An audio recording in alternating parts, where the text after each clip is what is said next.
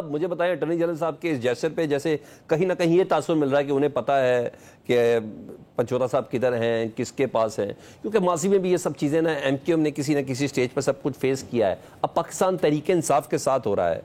आप इस एपिसोड पर क्या कहेंगे?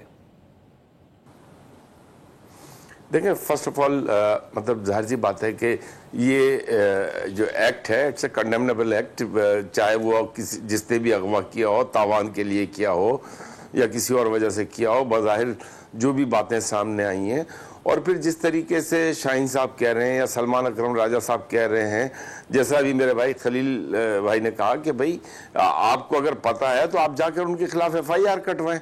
देखें, ये जो है ना, ये तो इंतज़ार पंजोता थे जो कि आ गए, जिनको के रिकवर करवा लिया गया। ये आपने भी कहा कि MQM के ऊपर से भी ये चीज़ें गुजरी हैं। You can not compare it with MQM at all. ये तो 1% भी नहीं है। MQM के 15,000 लोग गायब हुए हैं और आज तक आज भी 500 से ज़्यादा लोग जो हैं वो लापता हैं और MQM ने बहुत तकलीफें उठाई हैं। ये बहरहाल PTI अपने आप को कंपेयर ही नहीं कर सकती। हम कंपैरिजन तो कर भी नहीं रहे ना। इंतजार पंचोता का किसी पॉलिटिकल वर्कर के साथ कोई कंपैरिजन नहीं। सच्चा शाये गाए और बहुत शर्मीले हैं मीडिया पे आने से भी कि अपनी उनकी मदद सराही हो। बड़ी मुश्किल से एक आध बार मेरे किसी प्रोग्राम में आए या हामिद मीर साहब के प्रोग्राम में वो आए, उनकी कोई ऐसे जैसे कि एम्बिशियस नहीं थे जिंदगी में उन सब चीजों के हवाले से। मैं उस कसम पुरसी के हवाले से बात कर रहा हूँ जो एक स्टेज पे आप लोगों ने भी इस्तेमाल, आप लोगों के लिए भी इस्तेमाल। अल्लाह का शुक्र है कि वो वापस आ गए, खैरियत से आ गए। और जो है ना, एज आई सेड कि इट्स अ कंडेमनेबल एक्ट। लेकिन मैं फिर अपनी बात को रिपीट करूंगा कि काइंडली डू नॉट, वो चाहे शरीफ इंसान हो तो क्या MQM के बदमाश थे सारे 15,000 के 15,000। You can not compare it with MQM। MQM ने जो चीजें बर्दाश्त की है ना, वो उससे तो किसी जमात को कोई कंपैरिजन करना ही नहीं चाहिए अपना। यहाँ तो वो मिसालें भी हैं कि खवातीन ने जो है वो जनाजे उठाए हैं। बिल्कुल ऐसे ही है। 7 माह हो गए सर, मैं एक सवाल कर देता हूँ अर्शद साहब, 7 माह हो गए आपके इत्तेहादी हैं इस मुस्लिम लीग नून की हुकूमत के और उन इत्तेहादियों में शामिल हैं।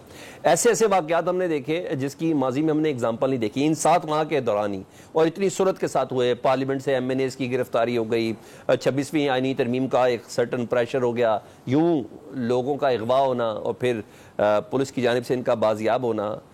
MQM इस सारी एपिसोड पे खामोश है। हम आपसे सवाल तो जरूर करते हैं, आप हुकूमत से बात करते हैं कि बस कर दो यार, बहुत हो गया, तो वो क्या कहते हैं? नहीं, देखिए, ऑन द फ्लोर MQM की लीडरशिप ने जब असेंबली से MNAs की गिरफ्तारियां हुई, MQM ने उसके खिलाफ जो है तकरीर की। MQM ने PTI का इस पे साथ दिया, PTI के फेवर में तकरीर की। PTI के MNAs के लिए MQM ने आवाज उठाई असेंबली फ्लोर पे। और जहाँ तक आप 26वीं आईनी तरमीम की बात कर रहे हैं, 26वीं आईनी तरमीम अल्हम्दुलिल्लाह तमाम लोगों की मशावरत से ये मंजूर हुई है। ऐसा नहीं है बज़ाहिर आपको नज़र आ रहा है कि PTI इसमें शामिल नहीं थी, लेकिन जो 26वीं तरमीम आ रही थी उसमें जितनी चेंजेस PTI ने चाही, जितनी चेंजेस मौलाना साहब ने चाही, तमाम वो चेंजेस होने के बाद ये अप्रूव हुई थी। और ये लोगों का मुत्तफ़क़ा राय थी कि ये आईनी तरामीम आनी चाहिए। लेकिन अनफॉर्चुनेटली जब इमरान खान साहब से जेल में मिलकर आए तो PTI जो है वो बैकआउट हो गई और ये PTI की इसमें मर्जी शामिल थी। और ये वक्त की अहम ज़रूरत थी 26वीं आईनी तरमीम, जिसको कि MQM ने right from the very first day support किया था और MQM आज भी उसके लिए स्टैंड लेने को तैयार है। इसमें ये मुल्क की फलाह के लिए, मुल्क की बेहतरी के लिए और मुल्क के आइंदा के मुस्तकबिल के लिए, ख़ास तौर पर जुडिशरी के निज़ाम के लिए it was very much required. आपके सामने है कि आज मुझे नहीं याद पड़ता कि जजेस की तादाद की जब हम बात करते हैं, जो आज सुप्रीम कोर्ट के जजेस 16 जजेस हैं, आज से 20 साल पहले या 16 साल पहले ये तादाद जो है मंजूर हुई थी।